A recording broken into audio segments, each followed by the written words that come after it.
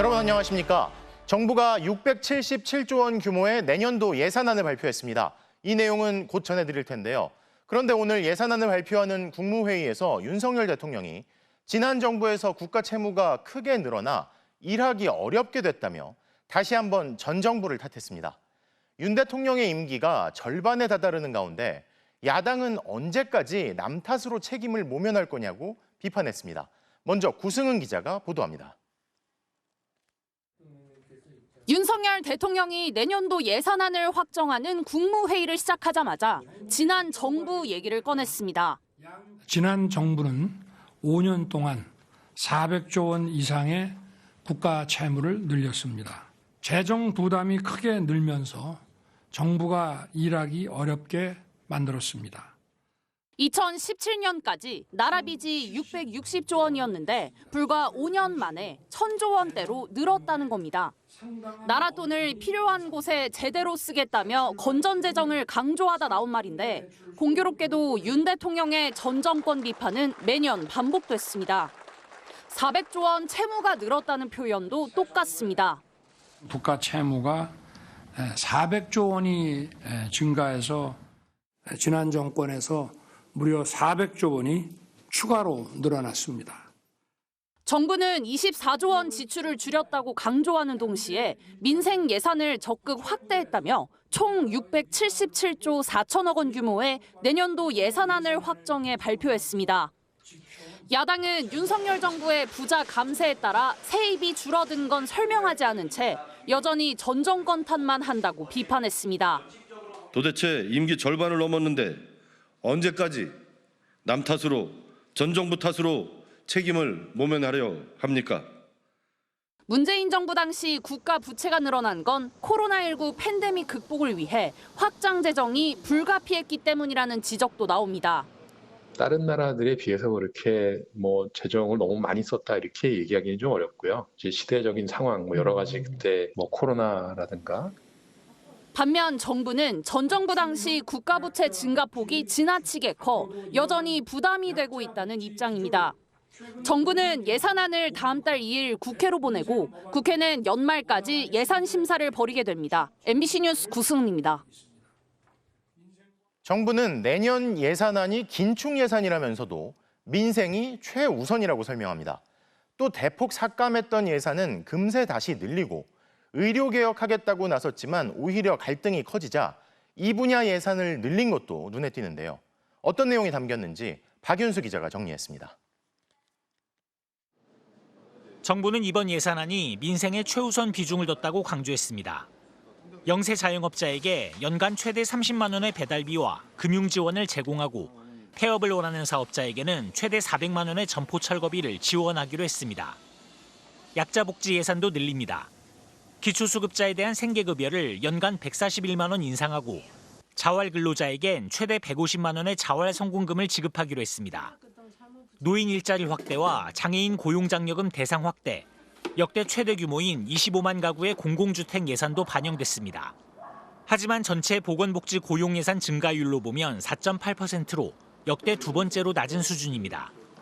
일률적으로 어떤 현금성 지급을 하는 이런 방식보다는 저희는 필요한 분에게 필요한 방식으로, 그래서 저희가 감히 말씀드리면 책임 있는 민생 해결 예산이라고.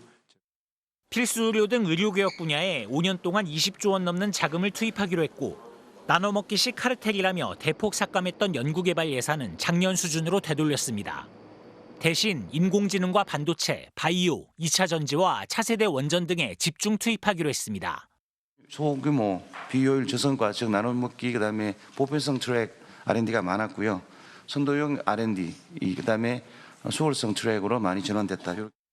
하지만 민간 소비가 줄고 내수가 부진한 상황에서 정부 지출이 부족하다는 비판도 나옵니다. 실제 윤석열 정부는 2년 연속 총지출 증가율을 3% 안팎으로 묶었는데 이는 이명박 박근혜 정부보다 낮습니다. 감세 정책과 낮은 공공지출을 유지하면서 민생경제 회복과 복지 확대를 기대하는 것은 어렵다고 생각합니다. 민생 활력, 미래 도약을 기대하기 어려워 보인다. 정부는 중복 사업을 통폐합하는 등 24조 원의 지출 구조 조정을 단행하고 사회 간접 자본 예산을 대폭 줄여 재원을 마련하기로 했습니다. MBC 뉴스 박윤수입니다. 그럼 경제팀 김건희 기자와 좀 더 들여다보겠습니다. 자, 김 기자, 긴축 재정 내놓긴 했지만 사실 뭐 깎아준다는 것도 많았고 뭐 상속세 같은 것도 그랬잖아요. 예산안이 그리고 3.2% 정도 늘어나는 거니까 이게 충분히 세금이 거쳐야 될 텐데 가뜩이나 세수 부족은 심각하다고 하고 상황이 어떻습니까? 네, 일단 정부는 법인세를 포함해서 내년 국세 수입이 380조 원쯤 될 것으로 전망했습니다. 네. 이게 올해 대비 4.1% 정도 증가하는 걸 전제로 예산안을 짠 건데요. 네. 한편으로는 지나치게 낙관적인 게 아니냐는 지적도 나오고 있습니다. 올해 세금 수입만 봐도 조세연구원이나 KDA 같은 기관들에선 예산안보다 20조 원 이상 적을 것으로 보고 있거든요. 네. 결국 내년 국세 수입은 올해보다 10% 정도 넘게 늘어나야지 677조 예산안에 맞게 떨어진다는 말이 나오고 있습니다. 그런 점에서 세금을 거둘 재원을 찾는 노력은 보이지 않는다는 점은 문제로 보입니다. 10% 정도 국세 수입이 늘어야 된다. 아마 법인세 얘기할 것 같은데 그러면 이게 세금 수입이 넉넉하게 들어오면 나라 살림이 뭐 적자는 줄어들 거 아니에요? 근데 이게 가능한 목표를 정부가 내놓고 있다고 보는 건가요? 어려운데 이게 참 그간 윤석열 정부는 재정 적자를 줄이겠다는 입장을 크게 강조해 왔습니다. GDP 대비 관리 재정 수지 적자 비율이라고 표현하는데요. 윤석열 정부가 내건 목표인 3% 미만에 맞춰서 이번에 그 적자 비율을 2.9% 약간 턱걸이 하듯이 제시를 했습니다. 네. 이걸 달성하려면 근데 이번 정부 내내 긴축 재정 기조를 이어가야 되는 건데요. 그래서 예산 전문가들 사이에선 일각에선 세금 수입을 좀 과도하게 예상해서 이 수치를 끼워 맞추는 것 아니냐는 비판도 나오고 있습니다. 근데 사실 이 어려운 경기 회복을 위해서 재정 정책을 좀 적극적으로 써야 되는 거 아니냐 이런 지적도 있고요. 그리고 사실 이 예산안이 뭐 그대로 가는 건 아니잖아요. 앞으로 어떤 과제들이 있나요? 사실 예산안은 국회를 통과해야 하는데요. 민주당이 부자 감세, 민생 외면, 미래 포기 예산안이라는 평가를 내놓았습니다. 아마 합의가 원만하지 않을 것으로 보이는데요. 지난해 협상을 살펴보면 당시 민주당은 R&D 예산 등을 일부 복구하고 지역화폐 예산 3천억 원을 새로 반영을 했거든요. 그래서 올해 역시 쟁점 예산을 놓고 끝까지 치열한 협상을 이어갈 것으로 예상됩니다. 네, 경제팀 김건휘 기자 잘 들었습니다. 다음 소식입니다. 방송통신위원회는 그동안 방통위법에 의사정족수 규정이 없기 때문에 2인 체제가 위법은 아니라는 주장을 되풀이해왔죠. 그런데 MBC 대주주인 방송문화진흥회 이사 선임 집행정지 사건에서 법원의 판단은 달랐습니다. 오히려 의사정족수 규정이 없는 게 상임위원 5명 전원이 회의에 참여해야 한다는 뜻이란 겁니다. 이용주 기자가 보도합니다. 법정 안팎에서 1년째 논란이 거셌던 2인 체제에 대해 방송통신위원회는 입장을 굽힌 적이 없습니다. 2인 체제가 합법하다고 그렇습니다. 생각을 하시는 거죠? 예, 바람직하지는 않지만 위법은 아니다. 방송문화진흥회 이사 선임 집행정지를 신청한 두 가처분 사건에서도 같은 주장을 했습니다. 회의 소집에 필요한 상임위원이 몇 명인지 방통위법에 의사 정족수 규정이 없다는 게 핵심 근거였습니다. 하지만 법원에선 통하지 않았습니다. 가처분 신청을 인용한 서울행정법원 행정12부는 방통위법이 의사 정족수에 특별한 규정을 두지 않은 게 오히려 정원 5명의 회의를 전제하는 근거 중 하나라고 판단했습니다.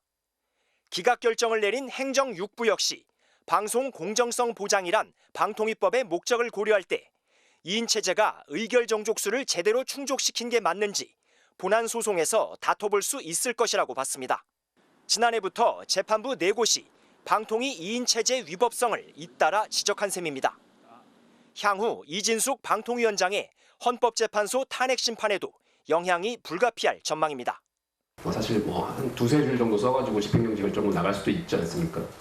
그런데 아주 자세하게 설치했고 그 전 사건의 결정들까지도 인용했다는 것을 봤을 때는 상당히 영향을 미칠 것이라고 봅니다.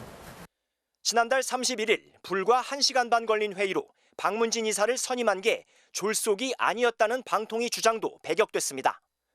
후보자 83명을 두고 검증이나 토론, 실질적인 심의가 없었고 결격 사유 확인과 경력 검증 등도 없었다는 지적과 관련해 재판부는 절차적 하자가 없다는 점이 충분히 소명되지 않았다고 했습니다. 당시 이진숙 위원장이 본인에 대한 기피 신청을 각하하고 박문진 이사 정원 9명 중 6명만 임의로 선임한 점 역시 다툴 여지가 있다고 판단했습니다. KBS 야권이사 5명도 박문진 이사 선임 당일 방통위가 추천을 의결한 KBS 새 이사 7명에 대해 임명 등의 효력을 정지해달라는 집행정지 신청을 냈습니다. MBC 뉴스 이용주입니다. 이런 가운데 여야는 법원의 지적대로 파행적인 2인 체제의 방통위를 정상화시켜야 한다는 데는 한 목소리를 냈습니다. 우원식 국회의장은 공영방송 지배구조를 제대로 논의하자며 무산됐던 방송사법 중재안을 다시 제안하기로 했습니다. 김지인 기자입니다. 법원이 MBC 대주주인 방송문화진흥회의 새 이사 임명을 집행정지 결정한 데 대해 여야의 반응은 극단적으로 엇갈렸습니다.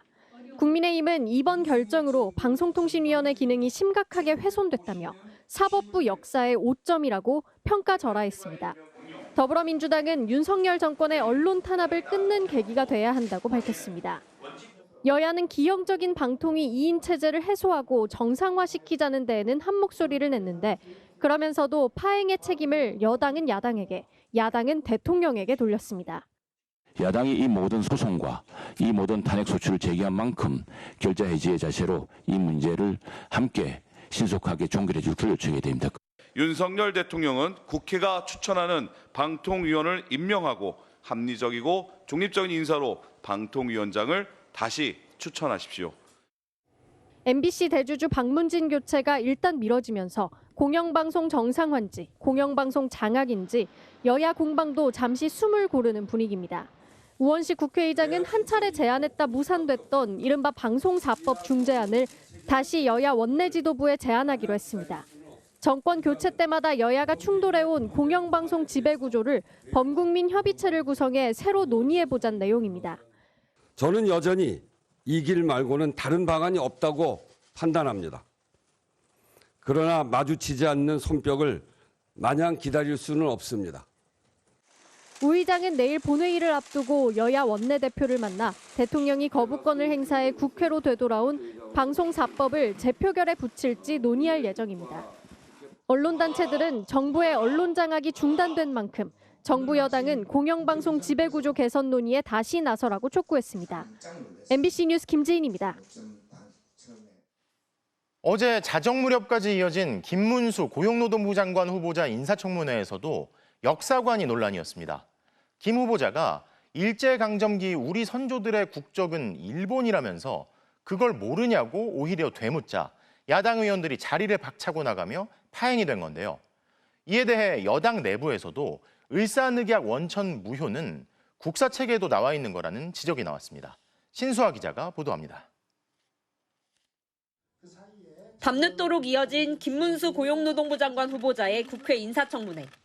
일제강점기 우리 선조들의 국적을 묻자 김 후보자는 일본이라고 답했습니다. 나라가 다 뺏겨서 일본으로 강제로 다 편입이 그러면 저의 후보자의 부모님 일제치하의 국적이 일본입니까? 일본이지 그걸 모르십니까? 우리 헌법은 대한민국 건국을 1919년 임시정부 수립으로 본다고 설명까지 해도 김 후보자는 오히려 거듭 되물었습니다. 미국으로 돼 있습니까? 어디입니까? 대한민국이 망하고 없는데 어떻게 합니까? 국민의힘이 선조들을 부정한 건 아닐 거라고 진화에 나섰지만 더불어민주당과 진보당 의원들은 청문회장을 박차고 나가버렸습니다. 결국 청문회는 파행을 거듭하다 13시간 만에 끝났습니다. 야당은 반헌법적, 반국가적 인사참사라며 김 후보자의 자진 사퇴 또는 대통령의 지명 철회를 강하게 요구했습니다. 선조들은 일본 국민임을 거부하고 피 흘리며 싸웠는데 어찌 그 후손들이 우리 아버지와 어머니를 일본 국민이라 할 수 있는가? 반면 국민의힘은 김 후보자의 역사 인식은 문제가 없었는데 야당이 창피주기 질의로 일관했다고 반박했습니다. 대한민국의 역사를 부정하는 사람으로 몰아가면서 끝내 청문회는 파행으로 끝났습니다. 다만 여당 소속인 홍준표 대구시장도 을사늑약은 원천 무효라고 국사책에 나와 있다. 당시 국적을 일본으로 인정하면 을사늑약을 인정하고 상해 임시정부를 부정하는 것이라고 비꼬았습니다. 거센 뉴라이트 논란을 일으켰던 김영석 독립기념관장도 같은 날 국회에 나와 1945년 광복절을 인정하느냐는 질문에 대답을 거부했습니다.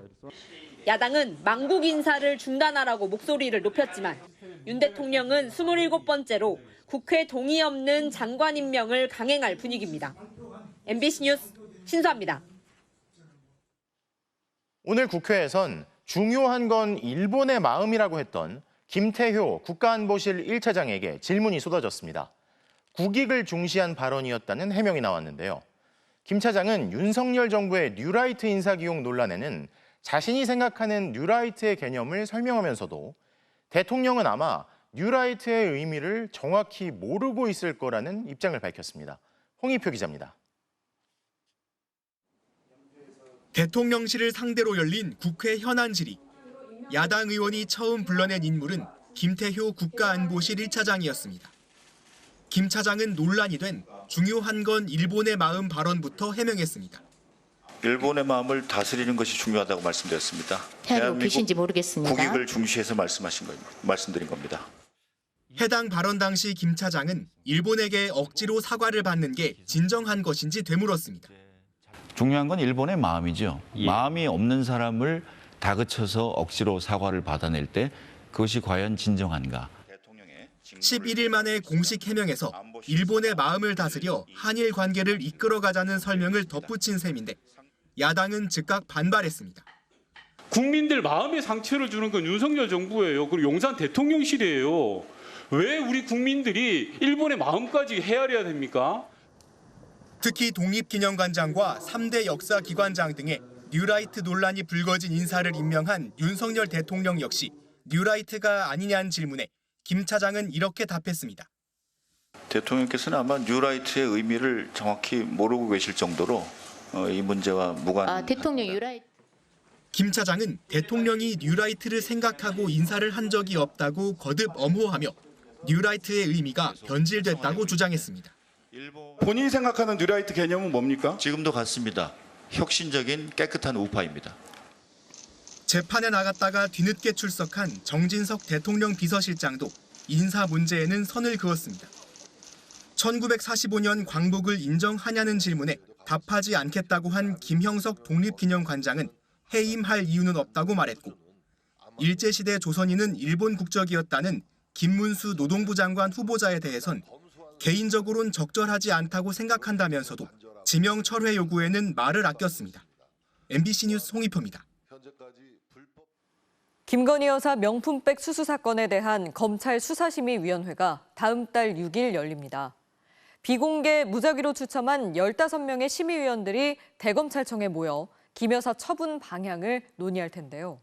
쟁점은 대통령 직무 관련성이 될 것으로 보입니다.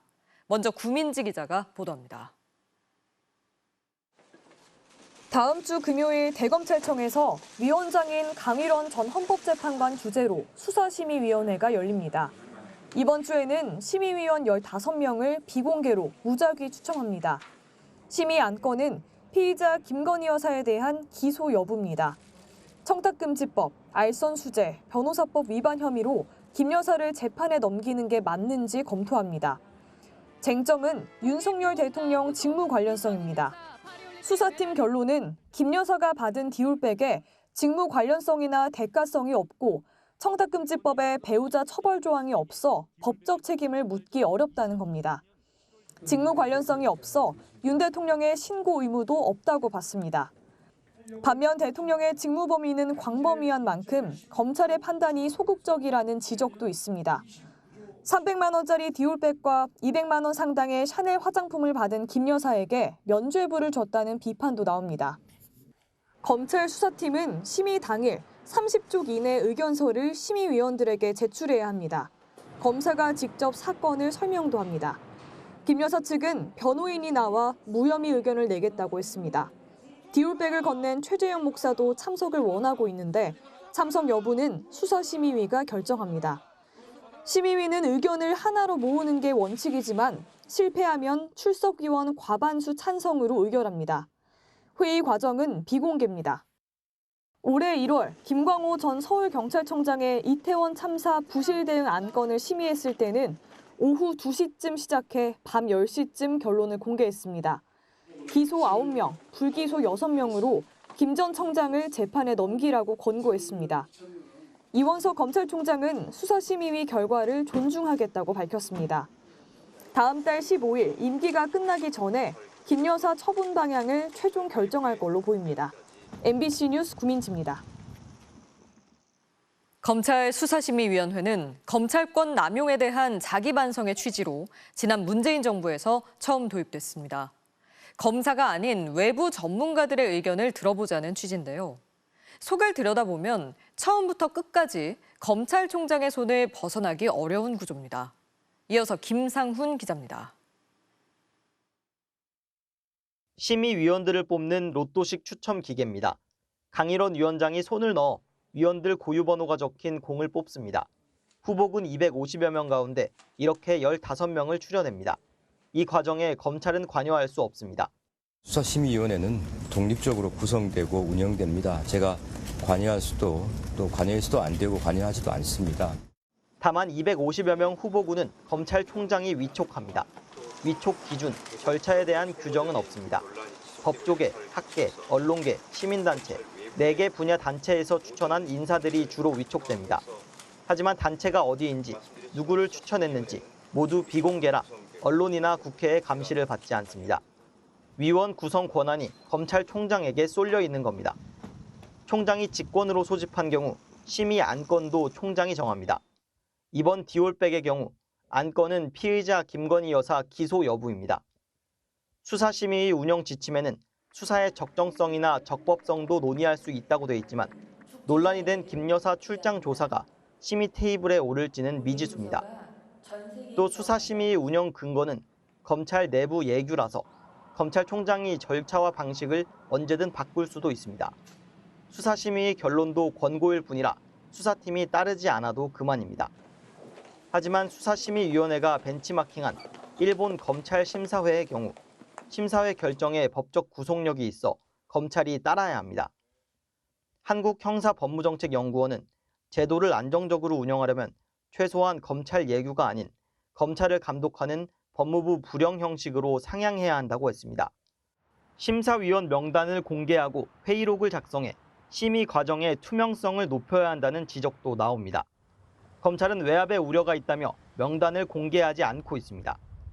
지난해 8월 검찰과 비슷하게 운영되는 경찰 수사심의위원회에 대한 정보 공개 소송에서 법원은 명단이 공개돼도 업무의 공정한 수행에 큰 지장이 있다고 볼 증거가 없다며 명단을 공개하라고 했습니다.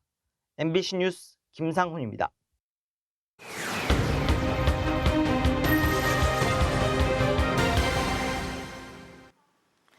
MBC는 텔레그램을 통해 확산되고 있는 딥페이크 합성물 성범죄에 대해 연속해서 보도하고 있는데요. 텔레그램 범죄 이전에 X, 그러니까 예전 트위터를 통해 비슷한 일을 당한 피해자를 만났습니다. 당시 경찰에 신고했지만 해줄 수 있는 게 없다. 본인 사진을 누구나 볼 수 있게 올린 거 아니냐는 말을 들었다는데요. 제보는 MBC 이혜선 기자입니다. 2년 전 당시 19살이었던 김 씨는 친구에게 SNS 링크를 전달받았습니다. 링크는 한 X, 예전 트위터 계정으로 연결됐는데 김 씨의 얼굴이 나온 사진 대여섯 장과 함께 성적으로 비하하는 표현이 담긴 제목의 게시물이 올라와 있었습니다. 이름과 나이, 지역까지 신상 정보도 고스란히 적혀 있었습니다. 친구가 그 지인 능력한 걸 같이 찾아주다가 너 사진을 봤는데 이거 너 알고 있냐? 알고 있어야 될 것 같아서 보낸다. 경찰서를 찾아갔지만 수사를 할 수 없다는 대답만 돌아왔습니다. 트위터나 페이스북, 인스타그램 이런 회사는 외국 기업이라서 우리 한국에서 해줄 수 있는 게 없다. 수사 진행이 안 될 거고. 오히려 피해자를 탓하는 듯한 말을 들었다고 했습니다. 너가 이미 전체 공개를 올렸으니까 모든 사람이 볼 수 있게 올린 거 아니냐. 누가 이걸 보고 캡처를 하고 다른 데 올려도 아무런 너가 할 수 있는 건 없다. 그렇게 말씀을 하셔서. 김 씨는 결국 사진이 더 퍼지는 걸 막기 위해 직접 나설 수밖에 없었습니다. 김 씨는 자신의 사진을 주겠다며 가해자에게 접근했는데 SNS로 대화를 해보니 본인에 대해서 구체적인 내용들을 알고 있었습니다. 진짜 아마 제 지인이나 저를 알 수 있는 이제 저희 동네에 한해서인 친구인 것 같아요. 왜냐면 너무 구체적이게 제 지역까지 알고 있었어가지고. 경찰에 신고했다고 하자 계정은 삭제됐지만 정신적 충격은 그대로 남았습니다. 지금도 김 씨는 매주 자신의 이름과 지역을 SNS에 쳐봅니다. 당시에도 김 씨 말고도 X 계정엔 여성의 사진을 올리고 성희롱 댓글을 다는 이른바 능욕 계정이 넘쳐났었는데 2년이 지난 지금도 마찬가지입니다. 당시 김 씨가 진정서를 제출했던 울산 동부경찰서는 명예훼손으로 진정서가 접수됐지만 X에 영장을 보내도 협조가 안 되기 때문에 피해자에게 이를 충분히 설명해 진정 철회 절차를 진행한 것이라고 밝혔습니다.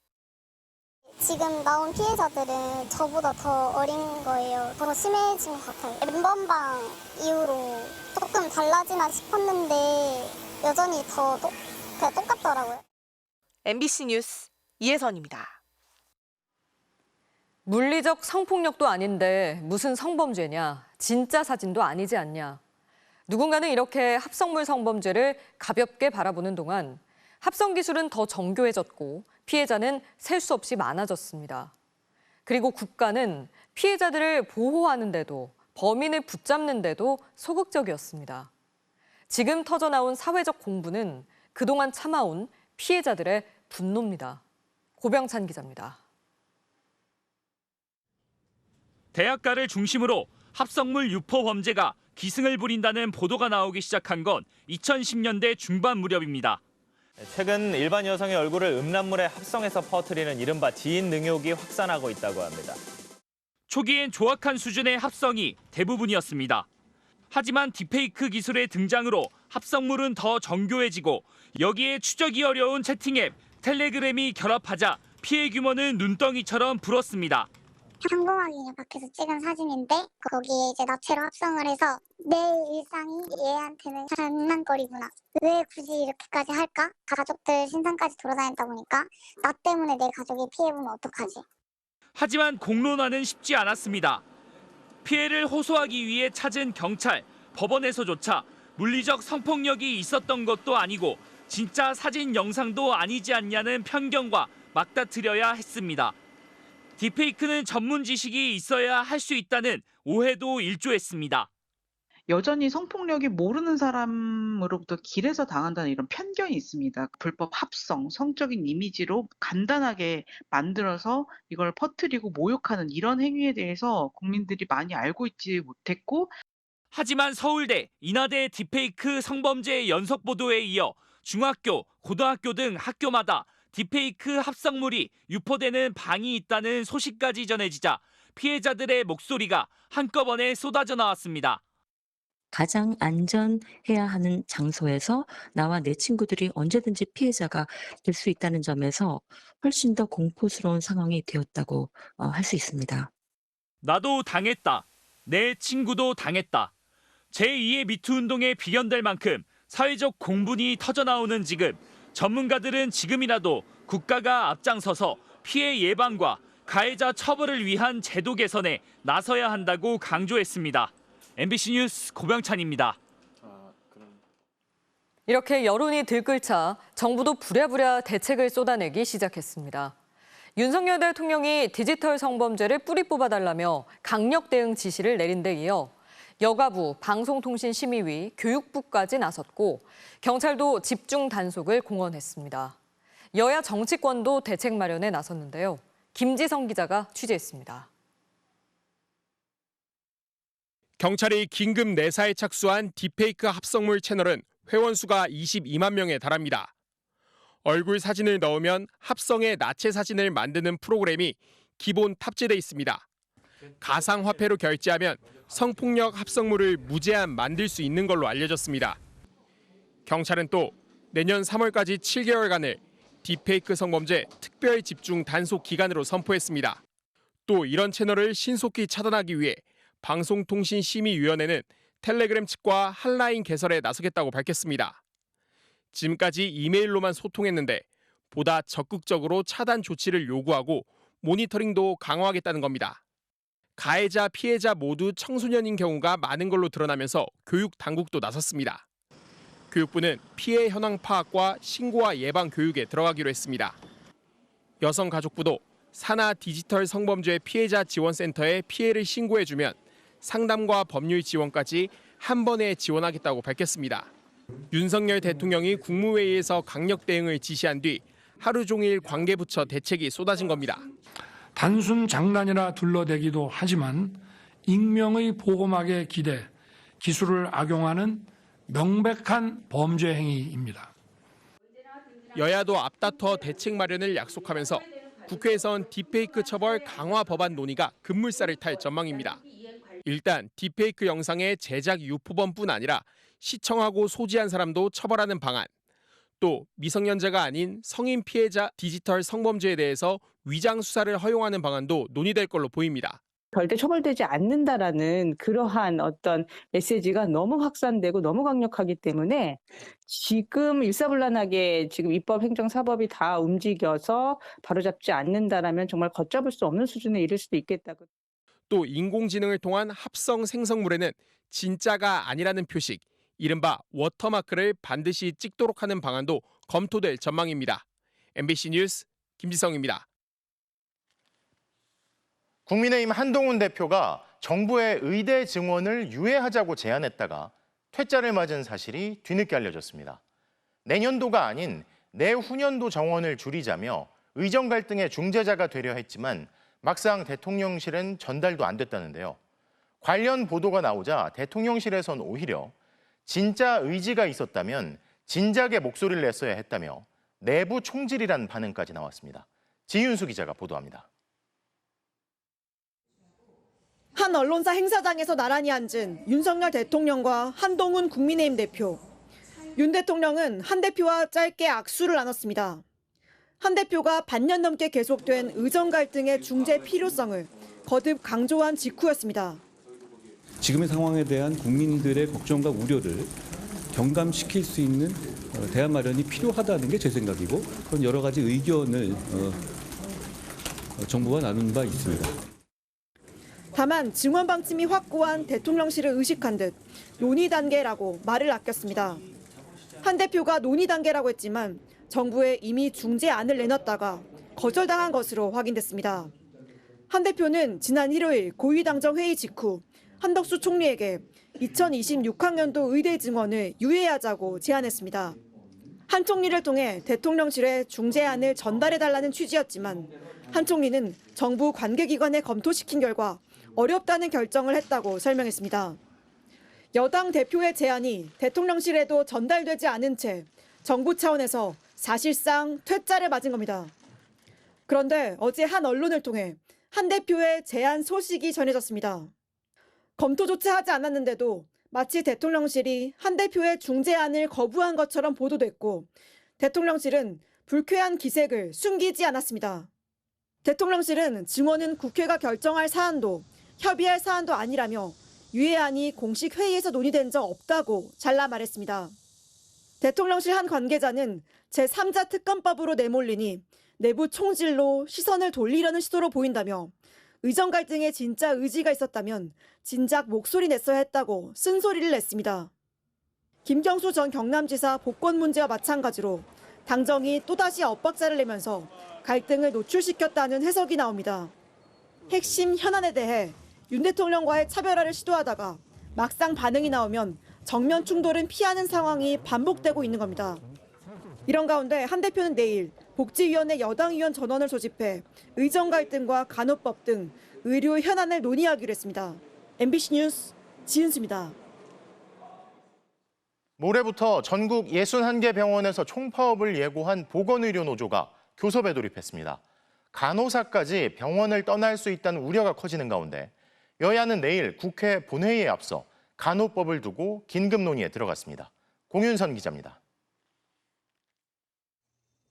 보건의료노조가 예고한 파업이 이틀 앞으로 다가온 가운데 총리와 관계부처 장관들이 한자리에 모였습니다. 파업과 같은 극단적인 행동에는 동의할 수 없습니다. 특히 국민의 생명과 건강을 돌보고 있는 보건의료 분야이기에 더욱 그렇습니다. 진료지원 간호사의 업무 범위 법제화와 임금 인상 등을 요구하는 보건의료노조는 막바지 교섭에 한창입니다. 국립중앙의료원 등 노조 산하 7개 병원은 오늘 협상을 진행했고 내일은 지방의료원 등 수십 곳이 동시 협상에 나섭니다. 상급 종합병원 같은 경우에는 업무 비중이 너무 많이 높아서 힘들어하는 상황인 거고, 지방의료원 같은 경우에는 임금 걱정을 하고 있어요. 요구 조건은 비슷할지는 모르겠지만 그 요구도가 달라질 수 있죠. 노조는 파업에 들어가더라도 응급실과 수술실 등 필수 의료 분야는 진료에 차질이 없도록 할 방침입니다. 의료계에서는 막판 급물살을 타고 있는 정치권의 간호법 제정 논의에도 촉각을 곤두세우고 있습니다. 의사의 업무를 상당 부분 담당하는 진료지원 간호사를 보호할 간호법 제정은 노조의 핵심 요구 조건이기도 합니다. 여당은 파업이 임박한 만큼 조속히 타결하자는 입장인 반면 야당은 진료지원 간호사의 업무 범위 등에서 추가 논의가 필요하다며 맞서고 있습니다. 국회 보건복지위가 오늘 밤 법안 소위를 열어 간호법 제정안을 심의하는 가운데 여야가 내일 본회의 처리 방침까지 합의할 수 있을지 주목됩니다. MBC 뉴스 공유선입니다. 지난 5월 삼성전자 사업장에서 발생한 방사능 피폭 사고 직후 삼성 내부에서 작성한 초기 보고서가 공개됐습니다. 그런데 이 보고서 내용 중에 사고가 피해자 잘못으로 벌어졌다는 듯한 내용이 포함돼 논란이 일고 있습니다. 피해 당사자는 터무니없다며 강하게 반발하고 있습니다. 박소희 기자가 보도합니다. 지난 5월 삼성전자 기흥 사업장에서 일하던 이용규 씨가 손에 방사능이 피폭된 직후 작성된 삼성 내부의 초기 보고서입니다. 당시 이 씨는 반도체 웨이퍼에 방사선인 X선을 비추는 측정 장비를 점검하고 있었습니다. 오후 3시 10분쯤 이 씨는 장비 문제의 원인 확인을 위해 엑스레이를 켠 뒤 그대로 노출됩니다. 방사선 차단 장치, 인터락은 제대로 작동하지 않았습니다. 해당 문건에선 이번 사고의 반성이라며 셔터를 분해할 때 엑스레이를 꺼야 하지만 작업자가 지키지 않았다고 명시했습니다. 특히 고연차 엔지니어로 설비 인터락에 대해 간과했다고 평가했습니다. 사실상 작업자가 부주의했다고 결론 내린 셈입니다. 이 씨는 강하게 반발했습니다.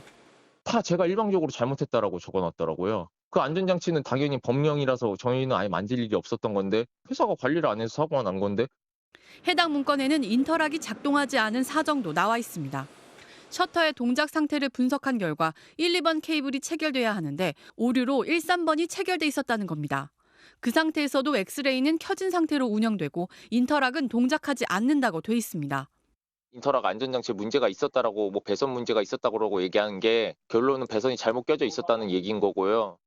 원자력안전위원회 조사에서 이 씨는 기준치인 연간 50mS를 188배나 초과한 94시버트의 방사능에 노출된 것으로 나타났습니다. 삼성전자 노조는 보고서가 허위라며 작성 책임자를 처벌하라고 요구했습니다.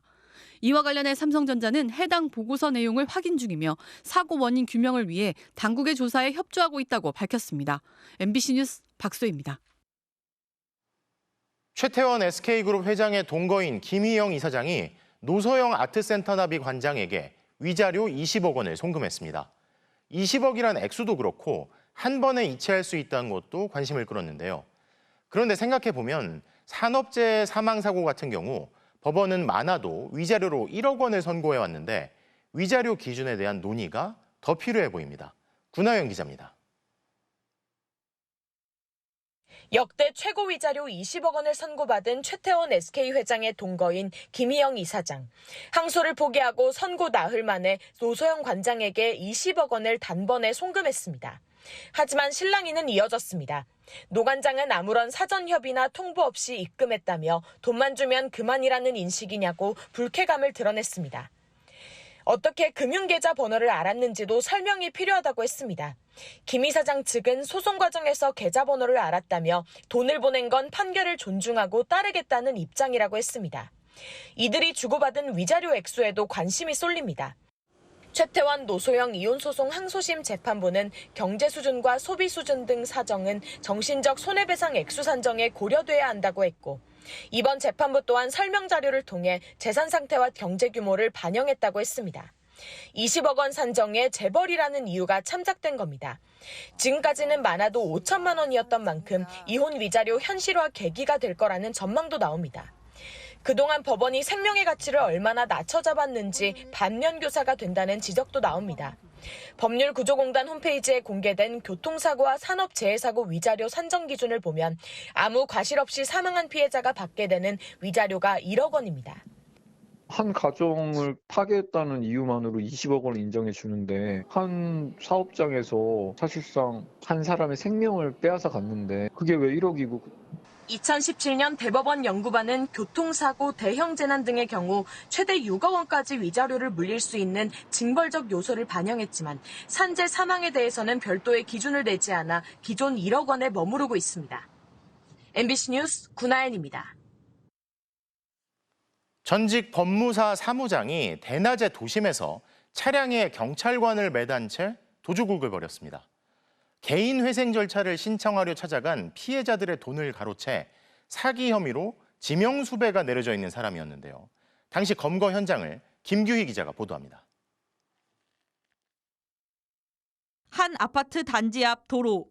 검은 승용차 한 대가 나타나 주차 차량을 들이받자 차 앞문에 매달린 사람이 땅바닥으로 떨어져 뒹굽니다. 멈추지 않은 차량은 결국 담벼락을 들이받습니다. 그런데 이 차량의 운전석에서 또 다른 사람이 운전을 못하도록 막고 있습니다. 도주를 저지하려던 경찰관입니다. 차량을 움직이길래 이게 피해가 좀 커질 수도 있겠다라고 생각을 했고 현장에서 붙잡힌 50대 남성.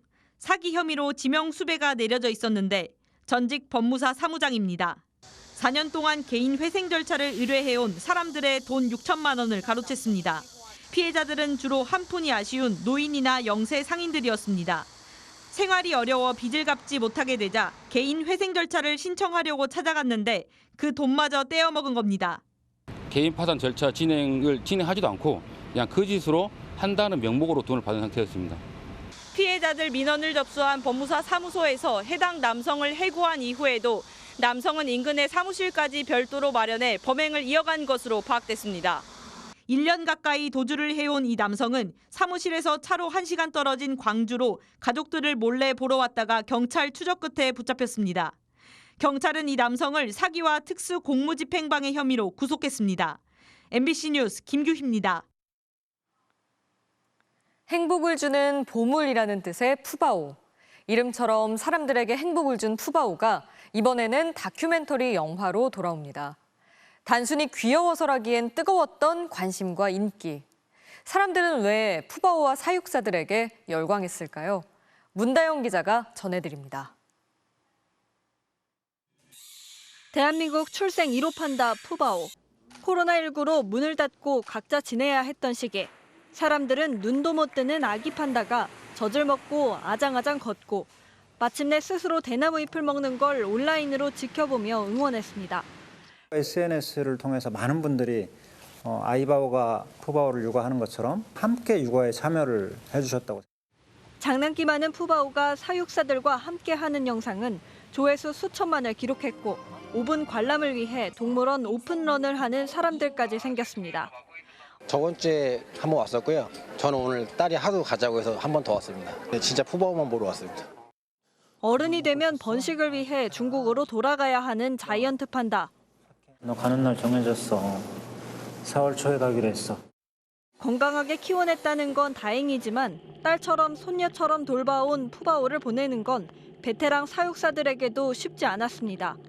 다큐멘터리는 푸바오가 떠나기 전 3개월을 조명했습니다. 4월 3일에는 그 남겨진 주키퍼님들과의 이제 이별이었잖아요. 푸바오가 남겨둔 대나무와 배설물들을 이제 청소를 하시면서 우셨던 장면. 개봉은 다음 주지만 푸바오 팬들은 벌써 예매를 인증하며 들썩이고 있습니다. 아무래도 교감이 가장 기대되는 것 같고요. 제가 이제 아이를 키우다 보니까 그런 교감이 가장 중요하잖아요.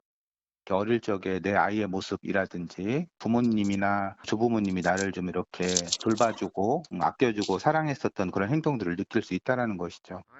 영원한 아기 판다 푸바오와 할부지 사육사에 열광하는 사람들. 사람 간의 교감이 점점 어려워지는 요즘 조건 없이 애정을 주고받는 이들의 모습이 위로가 되기 때문일 겁니다. MBC 뉴스 문다영입니다.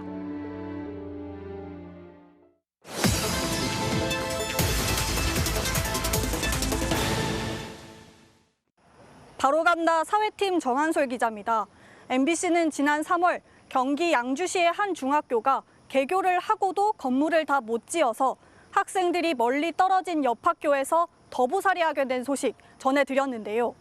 교육지원청은 2학기엔 정상 개교를 약속했고 지난 21일 개학 예정이었지만 학교는 여전히 텅 비어 있습니다. 어떻게 된 일인지 지금 바로 가보겠습니다.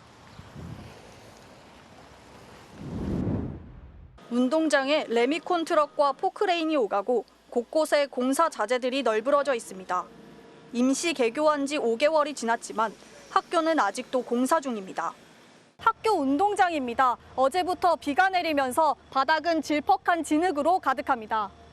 지금 와보니까 이 지경이에요. 이 건물 안으로 들어갈 수 있는 통학로조차도 없는데 어떻게 이 상황에 아이들이 학교를 갈 수 있을지 너무 걱정스럽고, 가장 큰 피해를 본 건 학생들입니다. 이미 지난 한 학기를 도보 50분 거리의 다른 중학교에서 보내야 했습니다. 학생들은 5층에 마련된 임시교실에서 수업을 듣고 탁구장을 개조한 급식실에서 밥을 먹는데 그마저도 이 학교 현장체험학습일엔 급식이 없어 도시락을 싸와야 합니다. MBC 보도 이후 교육지원청은 학생들 불편 없이 2학기를 맞이할 수 있도록 하겠다고 밝혔지만 개학을 이틀 앞둔 지난 19일에도 공사는 끝나지 않았습니다. 안전사고를 우려한 학부모들의 민원이 빗발쳤고 결국 개학이 2주 연기됐습니다. 정말 공사 현장이 처참하더라고요. 학부모한테 정말 아무런 말도 없이 그냥 이 상태에서 개학을 강행하려고 했던 자체가 너무 괘씸하고. 학부모들은 사과 요구를 많이 하셨어요. 해당 교육청에 지금 교육장님한테 사과도 받지도 못했고. 학생들의 실망감도 큽니다. 2학기 때부터 진짜 중학교로 간다고 하니까 기대 많이 했던 것 같아요. 좀 속상하기도 했고. 운동장이 안 돼 있다 보니까 축구를 좋아하는데 축구도 못하고. 이에 대해 교육지원청 측은 처음부터 준공 예정일은 이달 말이었다며 공사 지연은 아니라고 해명했습니다. 내부에서 학생들이 수업받는 데는 전혀 지장이 없어요. 저희가 학생 출입로부터 건물 출입까지는 이제 어떻게든 안전 횟수를 쳐서 계약을 진행시킬 예정이 있었는데, 그러면서 개학일에 맞춰 완공을 앞당겨 보려 했지만 폭염과 폭우 탓에 불가능했다며 9월 개학 전까지는 공사를 완전히 끝내겠다고 밝혔습니다. 바로 간다 정한솔입니다. 최근 부동산 시장 안정을 위해 금리를 동결한 한국은행이 주요 대학의 신입생을 지역별로 할당해 뽑자는 제안을 했습니다.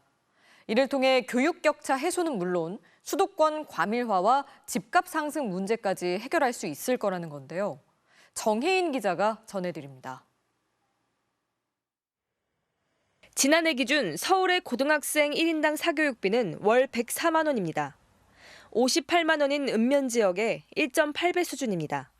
지난 2018년 서울대학교 입학생 가운데 서울 출신은 32%에 달했습니다.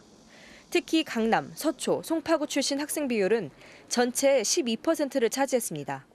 즉 서울대생 10명 가운데 1명 이상이 이른바 강남 3구 출신인 겁니다. 부모의 경제력과 사교육 환경 등이 상위권 대학 입시에 결정적인 영향을 미쳤다는 뜻입니다. 한은은 이 같은 교육 격차가 더 큰 사회적 문제로 이어지고 있다고 지적했습니다. 사교육 환경이 우수한 수도권으로 인구가 집중되고 집값 상승을 유발한다는 겁니다. 또 교육과 양육 비용 부담으로 젊은 세대가 출산과 결혼을 늦추고 있다고 진단했습니다. 자녀가 학교 갈 나이가 되면 서울로 오고 또 강남으로 오고 주택 구입이 어려우면 전세라도 해서 학원을 다니려고 합니다. 교육열에서 파생된 끝없는 수요가 강남 부동산 불패의 신화를 고착시키고. 한은은 입시제도 개혁을 대안으로 내놨습니다. 주요 대학의 신입생 대부분을 지역별 학생 수와 비례해 선발하되 선발 기준과 전형 방법 등은 대학에서 자유롭게 선택하는 겁니다. 하지만 결국 서울 등 수도권에 인재가 몰릴 거라는 우려가 나옵니다. 지역의 서울대 수준의 대학과 지역에 좋은 일자리가 있어서 지역 밖을 벗어나지 않아도 충분히 교육부터 취업까지의 인프라를 누릴 수 있어야 되는 거거든요. 교육부는 대학이 자발적으로 한다면 가능한 전형이라면서도 지역에 따라 대학별로 고민이 필요해 보인다고 평가했습니다. MBC 뉴스 정혜인입니다. 고 노무현 전 대통령의 명예를 훼손한 글을 SNS에 올린 혐의로 1심에서 징역 6개월 실형을 선고받은 정진석 대통령 비서실장이 항소심에서 1,200만 원 벌금형으로 감형됐습니다. 재판부는 악의적이고 경솔한 공격으로 피해자를 비방할 목적이 있었다고 보인다며 유죄로 판단했지만 반성의 글을 게시하고 피해자에게 방문해 사과한 점을 들어 감형했습니다. 정진석 실장은 재판부 판단을 존중한다면서 권양숙 여사님 등 유가족들에게 송구스러운 마음을 다시 한번 전한다고 밝혔습니다. 일본은 요새 쌀이 없어서 논란입니다. 대지진 공포로 쌀 사재기가 극성을 부린 데다 역대 최대로 관광객이 몰려 밥을 먹었기 때문이라는 분석까지 나왔는데요. 곧 대형 태풍 산산이 일본을 덮칠 예정이라 일본 국민들 불안은 더 커지고 있습니다. 도쿄에서 현영준 특파원이 보도합니다. 오사카의 한 마트 쌀 판매 코너가 텅 비었습니다. 오사카 지방정부는 80% 이상의 소매점에서 쌀이 품절됐다고 밝혔습니다. SNS엔 오사카 말고도 일본 전역에서 쌀이 떨어진 마트 사진들이 끊임없이 올라오고 있습니다. この辺結構行ってますけど、売り切れです。棚はもう何も置いてない感じで、お米のコーナーは。 갑자기 쌀이 떨어진 이유에 대해 일본 정부는 지진 공포로 쌀 사재기가 심해졌다고 봤습니다. 8月に南海トラフ地震臨時情報とその後の地震や台風等の買い込み需要が発生をしました。 여기에 올해 상반기에만 역대 최대인 약 1,800만 명의 외국인 관광객이 몰려와 초밥과 규동 등 쌀을 소비한 것도 원인으로 꼽힙니다. 또 유례없는 폭염으로 예년보다 햅쌀 수확 시기가 늦어져 쌀 품귀 현상을 더욱 부채질하고 있습니다. 참다 못한 오사카 지사는 중앙정부에 쌀 비축량을 당장 풀라고 쓴소리를 했습니다. 備蓄倉庫に眠らせておく必要はないだろうというふうに思います。そういった観点から国に対して備蓄米の開放の要望をいたしました。 그러나 일본 정부는 일시적 현상일 뿐이라는 반응입니다. 品薄な状況は今後順次回復していくと見込んでおりまして 당장 내일부터 강력한 태풍 산산이 일본 열도를 따라 종단할 전망인데 쌀까지 떨어져 일본 국민들은 불안해하고 있습니다. 50년간 이어진 쌀 감산 정책이 근본 원인이란 지적도 제기됐습니다. 쌀 품질을 높이는 대신 생산량을 줄이는 방법으로 그동안 농가 수입을 유지해왔기 때문입니다. 도쿄에서 MBC 뉴스 현영준입니다.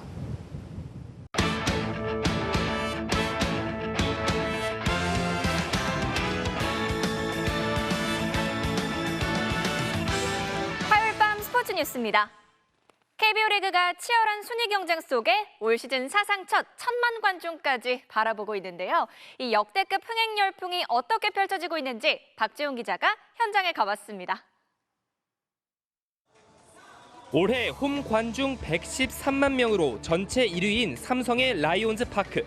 기념품 판매점엔 발 디딜 틈이 없고 빈 옷걸이가 곳곳에 눈에 띕니다. 경기 날은 보통 한 10시간 정도 서 있습니다. 장난 아닙니다. 작년에 비해서 한 2배 정도 많아요. 경기 시작 2시간 전부터 팬들은 분주합니다. 구장마다 유명한 먹거리를 챙기고 포토카드를 받기 위해서 긴 줄도 마다하지 않습니다. 즉석 사진은 필수 코스입니다. 삼성 가려고 가자. 이번 연도 우승 체크! 경기가 시작되면 SNS에 야구장 사진을 공유하는 건 기본. 스케치북 응원은 이제 하나의 문화가 됐습니다. 오늘 처음 갖고 와봤어요. 고연수 때 쳐줬으면 좋겠는데 못 쳐가지고 좀 속상해요. 올 시즌 프로야구는 역대 최초로 1,000만 관중 돌파가 유력한데요. 팬들이 생각하는 인기 비결은 무엇인지 직접 들어보겠습니다. 무엇보다 여성 관중의 증가가 눈에 띄는데 선수들의 스타성에 끌린 경우가 많았습니다. 요즘에는 좀 선수들 덕질하듯이 이렇게 선수들 개인을 응원하는 팬들이 많은 것 같습니다. 매일 SNS로 공유되는 재미도 쏠쏠하고 재밌는 영상만 있으니까 그거 보면 좀 웃기거든요.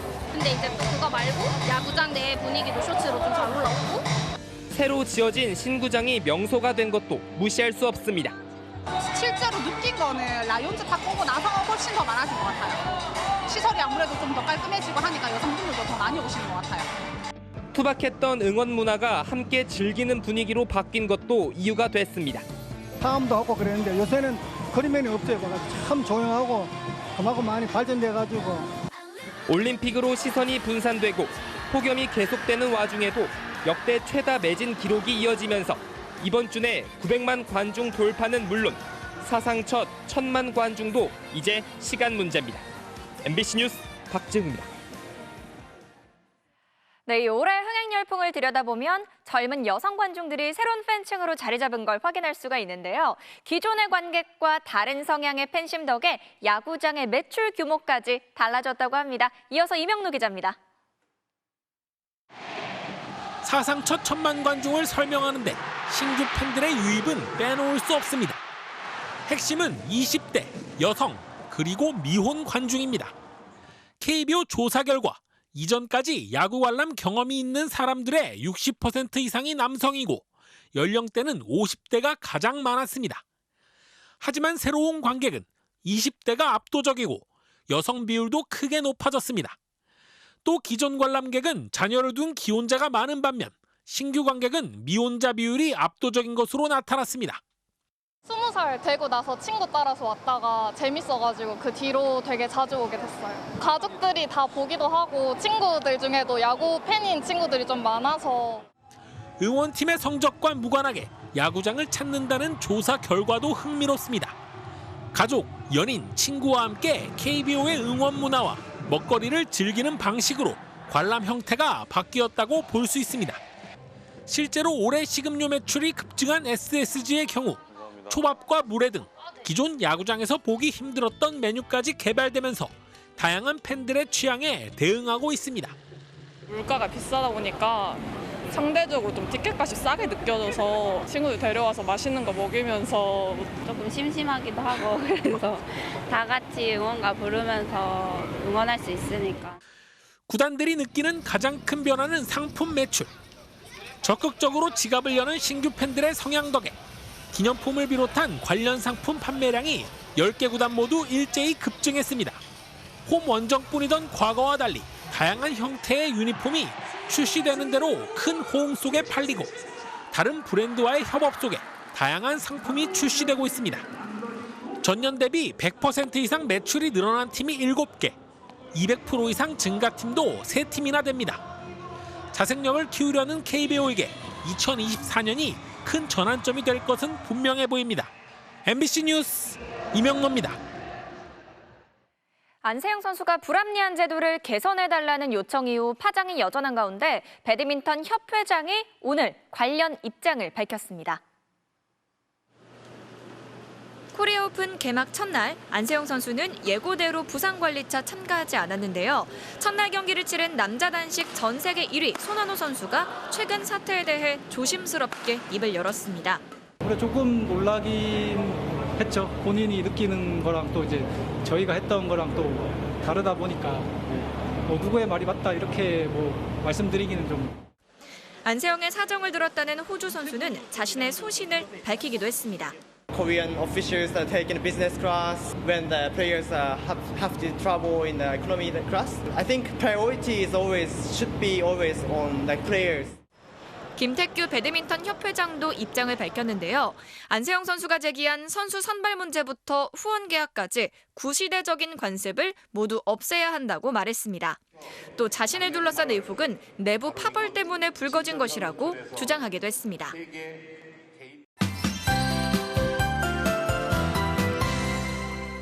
올여름 태풍이 폭염의 변수가 될 것 같습니다. 이것은 10호 태풍 산산이 일본을 향해 북상하는 모습입니다.